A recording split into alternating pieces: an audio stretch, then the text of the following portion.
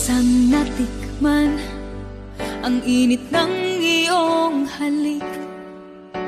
Akala ko narating ko na ang ulap sa langit.